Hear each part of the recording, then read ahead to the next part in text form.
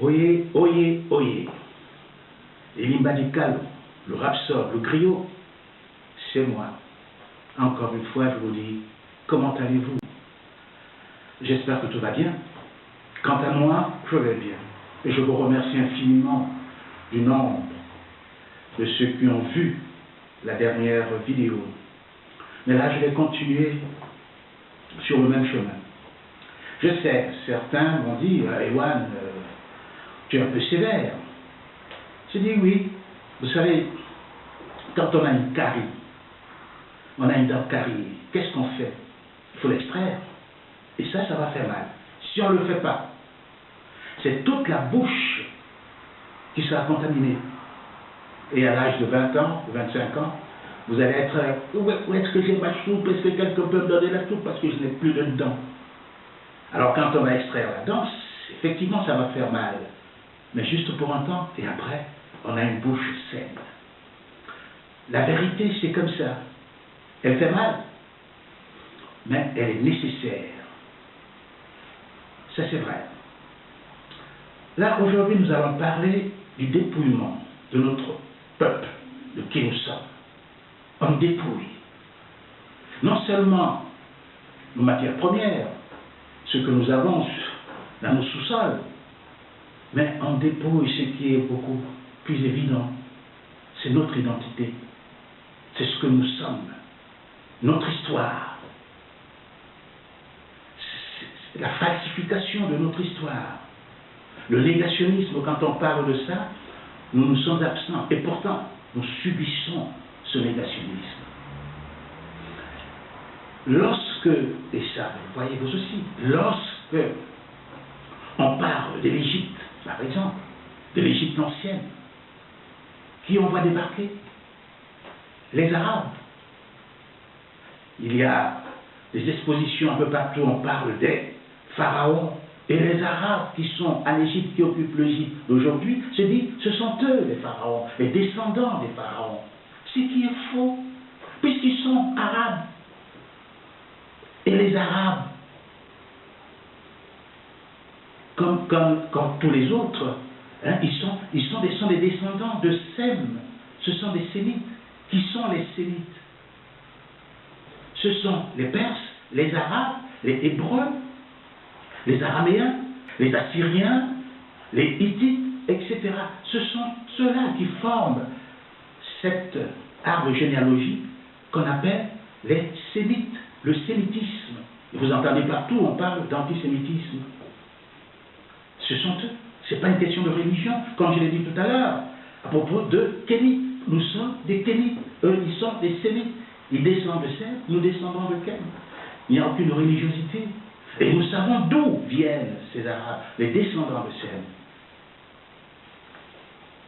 Ils ne sont pas des descendants de ceux qui ont construit le plus grand empire du monde, qu'aucun peuple n'a fait, nous, c'est-à-dire l'empire qui englobait 4 piliers nécessaires: Punt, Kouch, Mirs, Canaan. Canaan, c'est l'actuelle Palestine et où se trouve l'État d'Israël. Tout ça, c'était à nous. Alors les Arabes sont arrivés là, mais au 7e siècle de notre ère. Mais ils sont là, ils nous disent que Pharaon, Cléopâtre, tout ça c'est eux. Nous savons que c'est faux. Mais on persiste là-dessus. On fait des films avec, bon, bien sûr, des Européennes, qu'on a vu Cléopâtre, Lys Taylor, où on peut voir aujourd'hui dans les téléfilms, les Cléopâtres sont incarnés par des Maghrébines, donc les descendants d'Arabes. Faux. Donc on nous prend ce que nous avons de fort, de notre histoire. Et puis on peut continuer le même chemin. Qu'est-ce qui dit que la civilisation est égyptienne, mais l'écriture est sumérienne. Les Sumériens ont inventé l'écriture. C'est pas possible.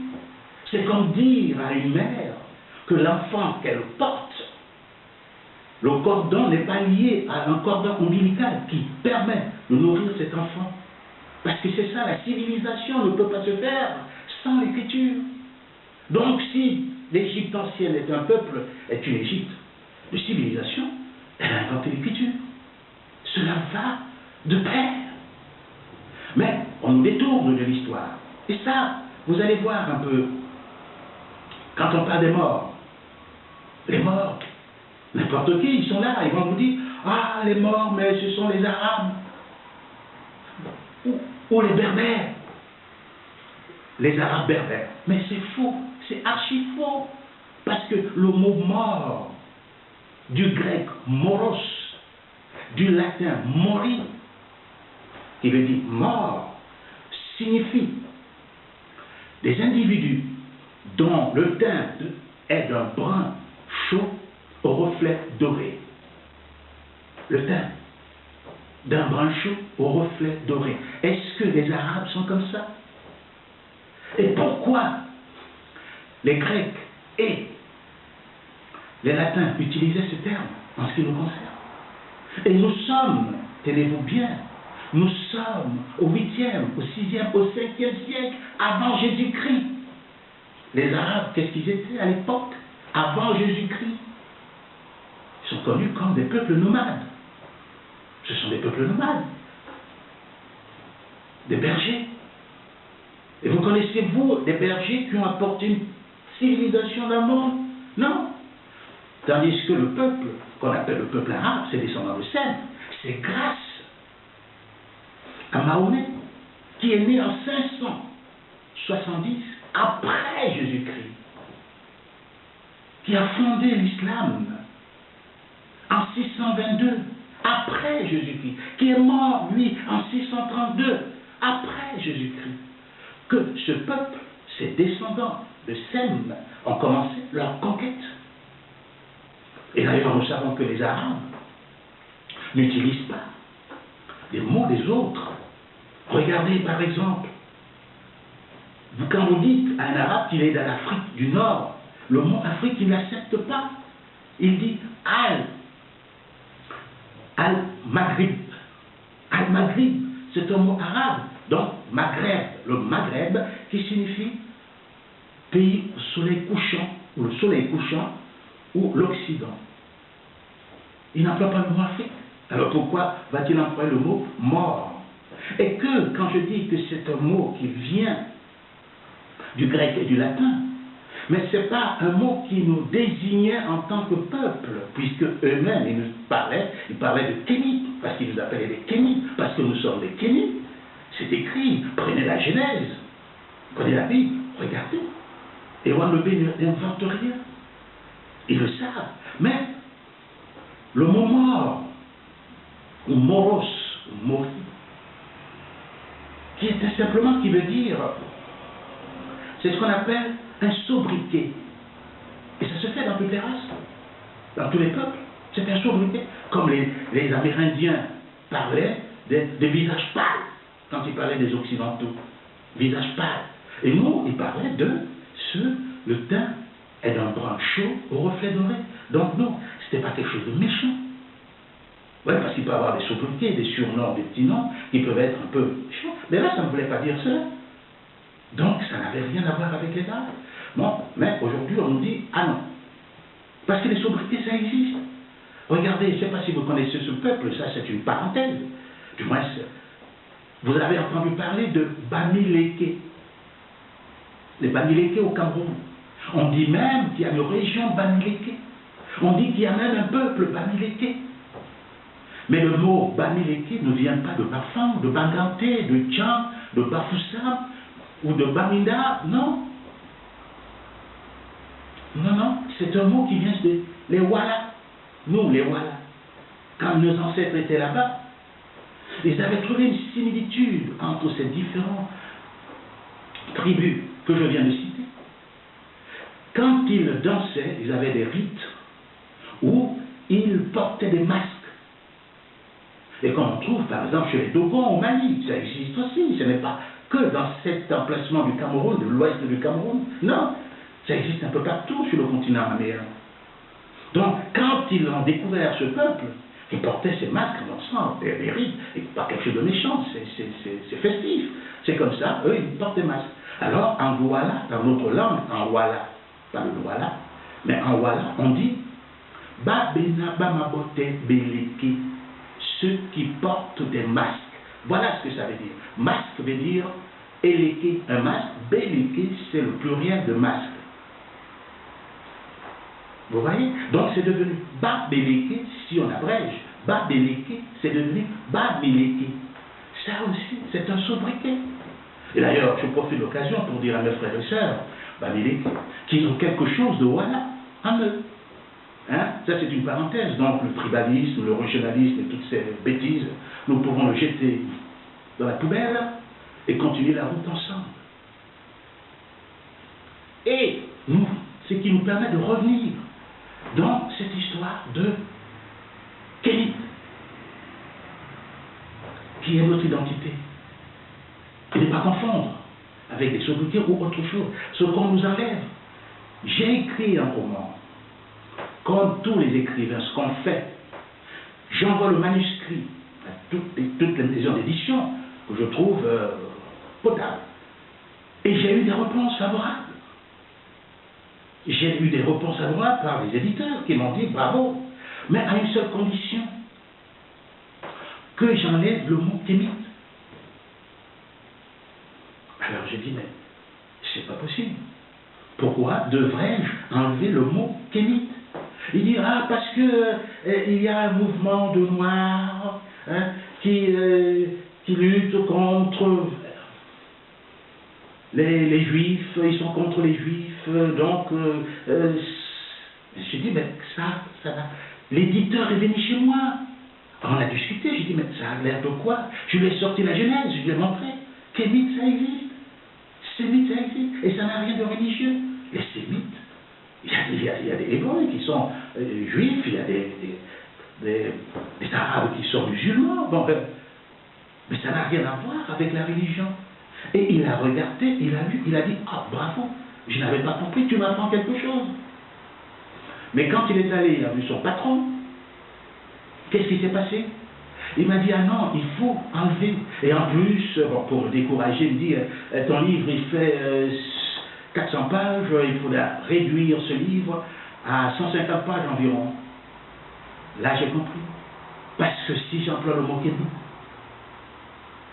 je forme une identité. Je dis à mon peuple, voilà ce que nous sommes. Et ils n'aiment pas ça. Ils doivent nous réduire. Donc, ils choisissent des mots pour nous. J'ai discuté avec un Français et qui me disait, mais moi, je suis un Français de souche. Je lui ai dit, mais bravo. Oui, mes parents sont là depuis des millénaires en France, donc je suis un Français de souche. Alors je lui ai dit, mais c'est bien. Mais c'est tout à fait normal, il ne faut même pas discuter là-dessus. Tu es un autochtone de France, un indigène de France, un aborigène de France. Alors là, il a ouvert les yeux. Il m'a dit, qu'est-ce que c'est? Il me traite d'aborigène. Mais je ne suis pas australien, moi. Je n'élève pas les kangourous. Mais qu'est-ce que c'est que cette histoire d'aborigène? Non, non, non, non, je suis français. Et je lui fais comprendre que le mot aborigène n'est pas un mot sévère, n'est pas un mot lingala. C'est du grec. Et aborigène veut dire de souche, veut dire autochtone. Ah non, non, non, non, non. Lui, aborigène, c'est les Australiens. Donc il y a des mots comme ça qui nous ont donnés et que nous devons garder. Nous sommes noirs, restez noirs. Et pourtant noir, comme je l'ai expliqué la dernière fois, veut dire nègre. Restez le black, c'est la même chose. Esclave, c'est la même chose. Ça, ce n'est pas nous. Et donc nous allons le porter. Et c'est ça qui est dangereux. Excessivement dangereux que les nôtres, les soi-disant intellectuels, perpétuent. J'étais à une conférence dans une grande école française. Et il y avait tous ces pontes-là, les écrivains, les professeurs. Et il était question de Léopold Sédar Senghor.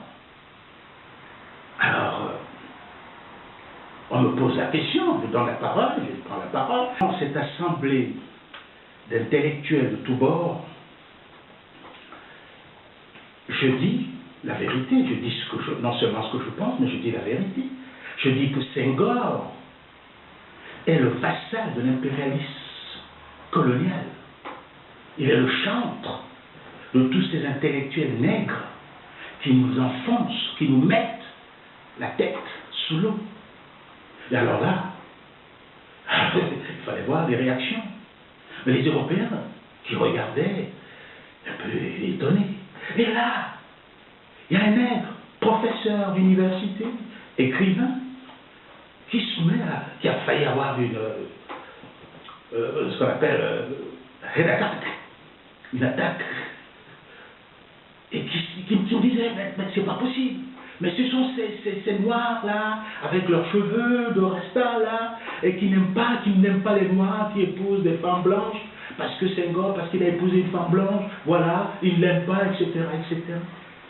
Je dis non, ça n'a rien à voir, absolument rien à voir.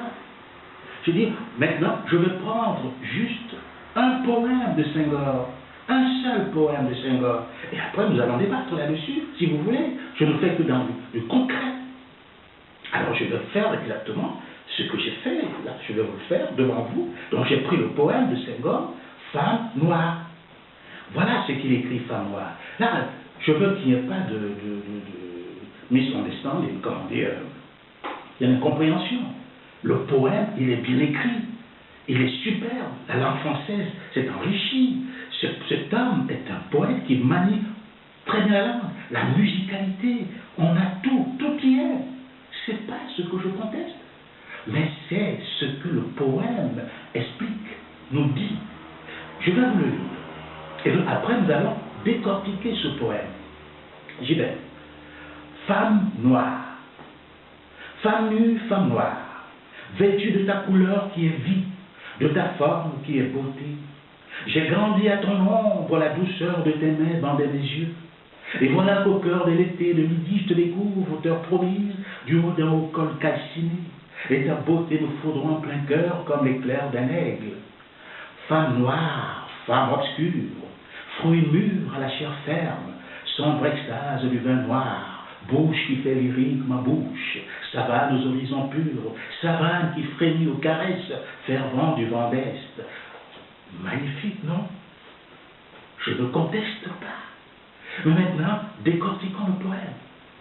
Commençons par la fin. Femme, obscure, fruit mûr à la chair ferme, sombre extase du vin noir. Là, il ne s'agit pas de notre vin, le vin de palme. Il s'agit, sans doute, il s'agit du vin à base de raisin. On a le vin blanc, le vin le rosé et le rouge. Mais le vin noir, demandez à un viticulteur, il vous dira, le vin noir, ça n'existe pas. Et maintenant, mais le viticulteur vous dira, le vin appelé rouge, qui, au fond, qui a une couleur qui est plutôt bordeaux et non rouge, ça, ce vin, quand il reste longtemps dans la cave, et qu'il a un problème au niveau du bouchon, oui, ce vin peut tourner. Pendant des années, il est là, il tourne. Et il devient une espèce de mélasse. Et quand il prend cette forme, le vin va noircir. Et il peut noircir jusqu'à sécher, devenir des granulés dans la bouteille. Entre nous, est-ce qu'il est consommable quand le vin est noir? Non. Alors, sombre extase, je veux bien.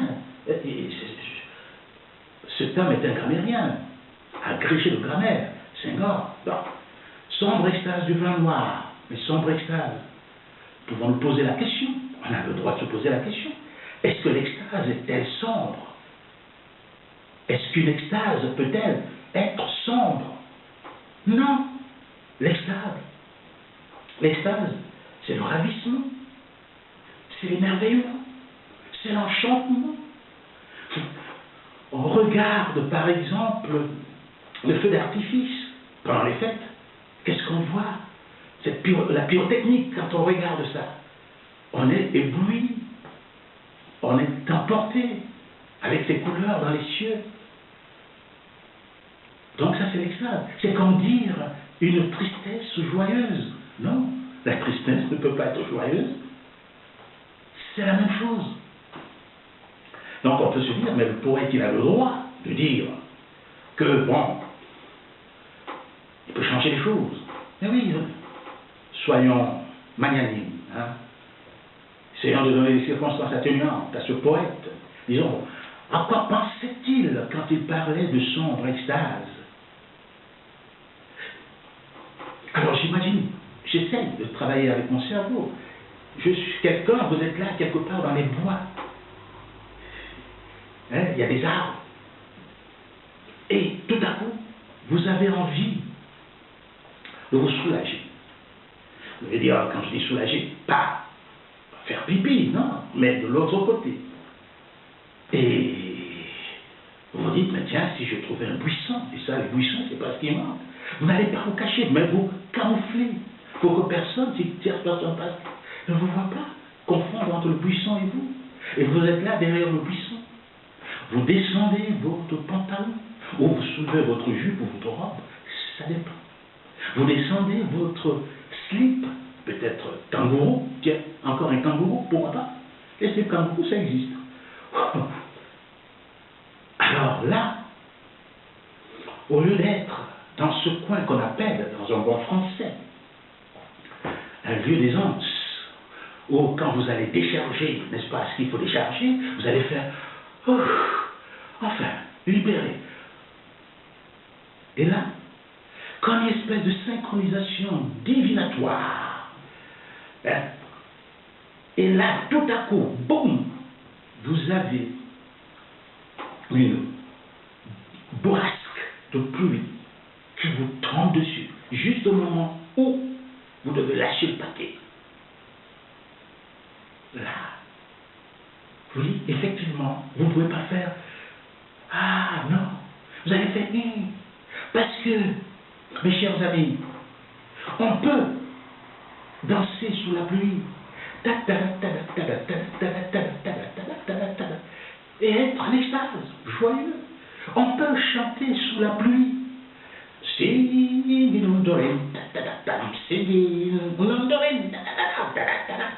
Parce que vous êtes content. Pourquoi? Parce que cette fille que vous avez vue, que vous lorgnez depuis pas mal de temps, afin de vous a fixé rendez-vous.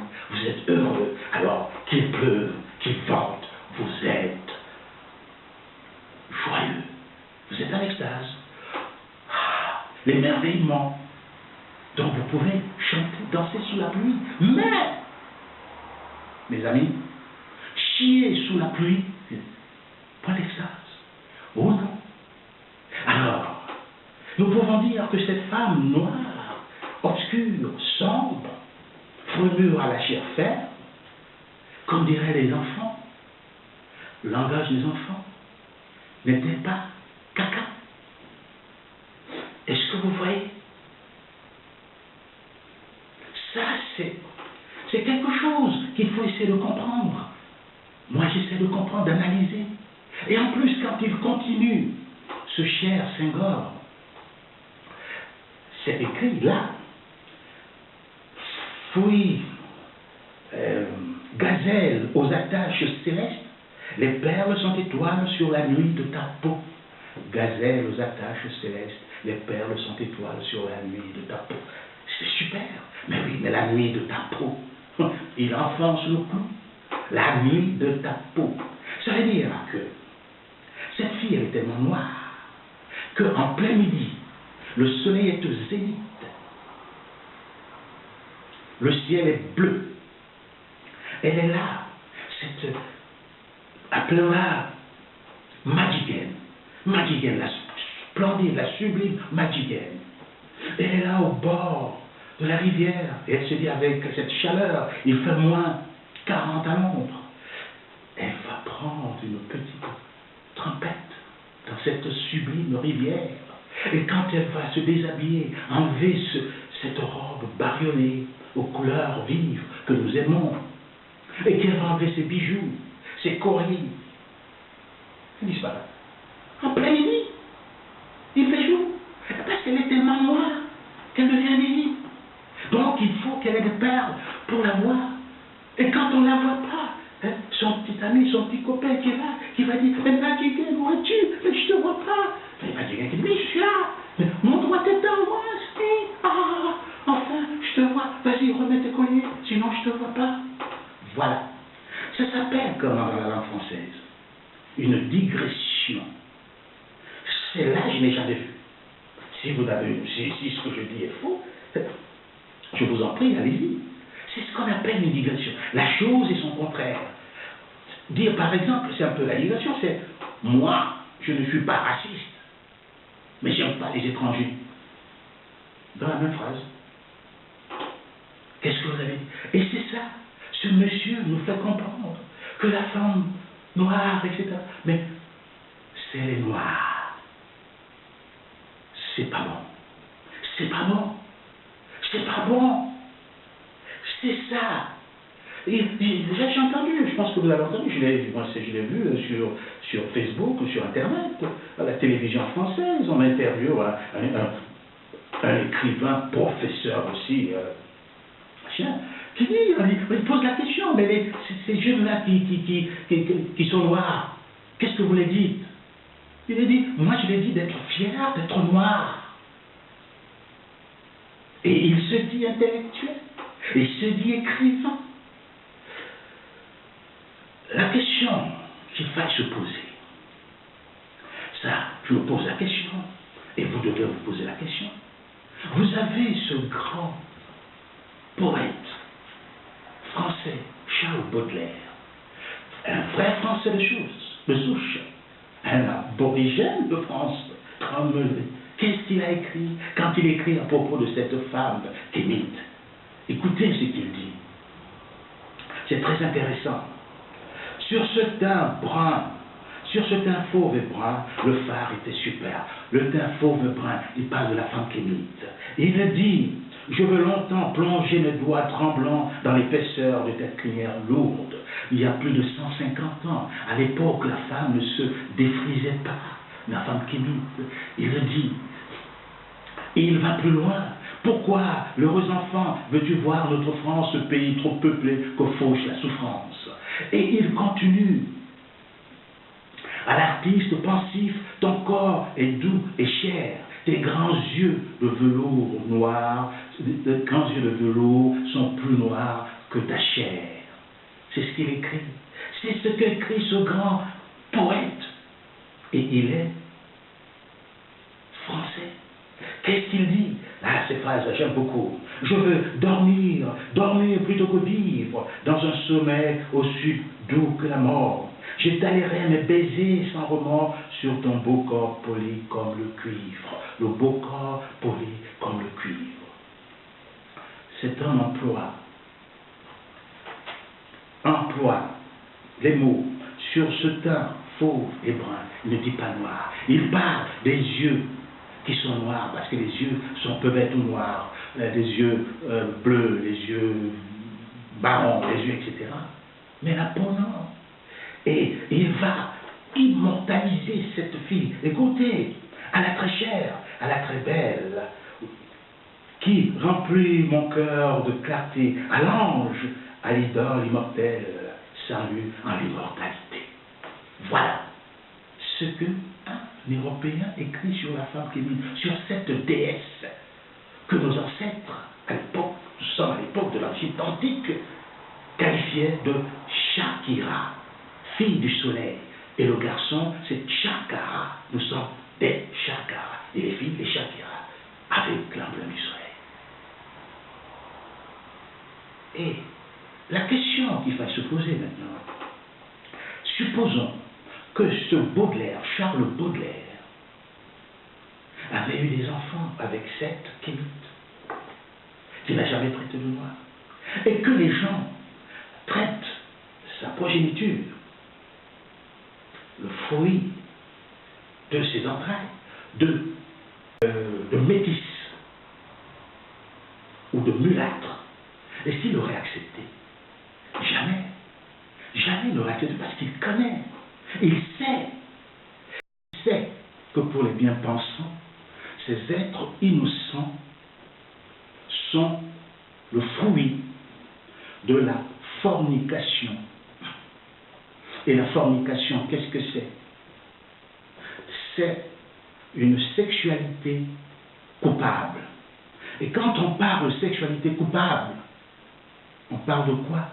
De la zoophilie. Et dans ce cas, dans ce couple de noir et blanc, qui est l'animal, il ne l'aurait jamais accepté. Jamais. Ce que je dis est faux. Pourquoi? Vous savez ce qui se passe au Brésil? Tous ces enfants qui sont nés par cette relation entre blanc et noir, très souvent abandonnés par les parents blancs. Ça, vous le savez, en Afrique du Sud, à l'époque de l'esclavagisme. C'est toujours comme ça. Donc, vous voyez, il y a quelque chose de pas propre avec ce Senghor. Lui, Senghor, vous le savez, il a été professeur d'université en France. Il a été haut responsable politique de 55 en 59, avant d'être président du Sénégal. Il a été académicien. Cet homme, en deuxième noce, avait épousé une Française, une Européenne d'origine. Donc il a eu un enfant. Pourquoi a-t-il laissé qu'on traite son enfant de métis, de mulâtre? C'est ça que je trouve immonde. Et vous avez ces intellectuels. Qu'est-ce qui fait que nous portions cette croix de nègre? C'est là où je dis ça ne va pas du tout. Ça ne va pas. Alors maintenant vous allez me dire, mais écoute, Yohan, est-ce que tous les nôtres sont comme ça, nos intellectuels? Je vous dirai non, non, non, non. Il y en a qui sont brillants, mais ceux-là, vous ne les voyez pas à la télévision. Non, on ne les montre pas. Je vais vous parler d'un autre frère, un véritable Kémite, un descendant de Kem, un véritable Chakara, fils du soleil, à la personne de Aimé Césaire. Oui, Aimé Césaire. Voilà un frère, voilà quelqu'un qui marchait dans la rue. Et il a dit pendant qu'il marchait, on a dit, et toi le nègre, et toi le sale nègre. Et il a dit qu'il a reçu cela comme une pierre sur la figure. Et il a pris la pierre, et la pierre s'est transformée en cocktail Molotov, et retour à l'envoyeur.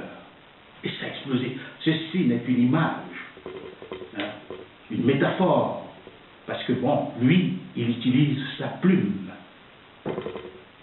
Et il a dit ceci, je vais vous lire. Ma négritude n'est pas une pierre, sa surdité ruée contre la clameur du jour. Ma négritude n'est pas une tête morte sur l'œil mort de la terre.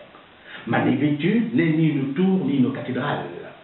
Elle plonge dans la chair rouge du sol. Elle plonge dans la chair ardente du ciel. Elle trouve l'accablement opaque de sa droite patience.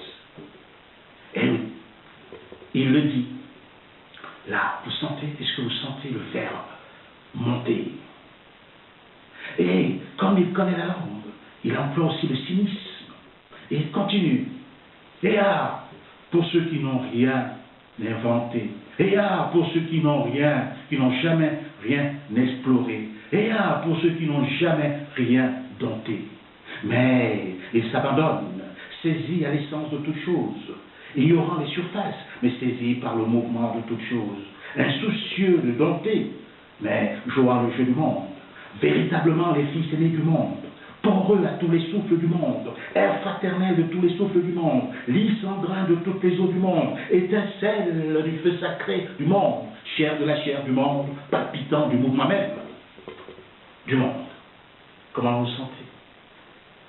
Comment vous sentez-vous? Oui, transcender. Là, c'est le verbe qui transcende, le verbe qui vous galvanise. Et oui, et ce Chakara, Aimé Césaire, il ne fait pas d'avoir dentelle. Le politiquement correct n'est pas son truc à lui. Non, non, non, non, non, non. Il va droit au but. Quand il veut appeler un chien, il appelle chien. Tout, la parole. Quand il veut dire que cet homme est un con, il dit c'est un con. Et ça, c'est de la bravoure. Il continue. Écoutez ce qu'il dit. C'est lui qui continue dans son écrit. Écoutez le monde blanc, horriblement las de ses efforts immenses, ses articulations rebelles craquées sous les étoiles dures, ses raideurs d'acier bleu transperçant la chair mystique. Écoute ses victoires proditoires, trompeter ses défaites. Écoute aux alivis grandioses son piètre trébuchement. Pitié pour nos vainqueurs omniscients et naïfs. Pardon. Oui, manatondo bewanji, ewanje. Oui, manatondo bewanji, ewanje. Oui, manatondo bewanji, ewanje. Ta ta ta ta ta ta ta ta, ewanje. Ewanje. Ewanje. Vous savez ce que la chanson veut dire? La chanson dit ceci. Que toi, tu n'aimes pas la bagarre, mais tu la provoques. Mais quand il faut se battre, tu te défiles. Oui. Voilà cet homme qui provoque toujours la bagarre. Mais quand il y a quelqu'un qui veut se battre, il n'est plus là. Il avait ce courage. Et la preuve, c'est que quelques mois après sa mort, l'autre président, oui, dans le Hongrois, il est allé déposer une plaque à son nom au Panthéon. Et voilà quelqu'un qui s'est battu pour la liberté de son peuple. Et toujours en disant mais que la France devait laisser ce peuple de la Caraïbe libre, voler de ses propres ailes. Mais on n'a pas mis sa dépouille parce que sa dépouille se trouve toujours en Martinique, parce qu'il est conscient. Il voulait se reposer là où il pouvait regarder à travers les mers, parce qu'il est dans une île, et à traverser les mers, parce qu'il sait que les morts ne sont pas morts. Être en contact avec sa terre ancestrale, cette terre originelle qui est Amane. Parce qu'il sait. Je vais juste paraphraser un grand poète, Birago Diop. Les morts ne sont pas morts. Écoute plus souvent les choses que les êtres. La voix du feu s'entend, entend la voix de l'eau. Écoute tout dans le vent, le buisson en sanglots. C'est le souffle des ancêtres. Des ancêtres qui sont partis mais qui ne sont pas morts. Et Césaire, ce fils, ce grand élite, le savait. Et il est là, il est vivant.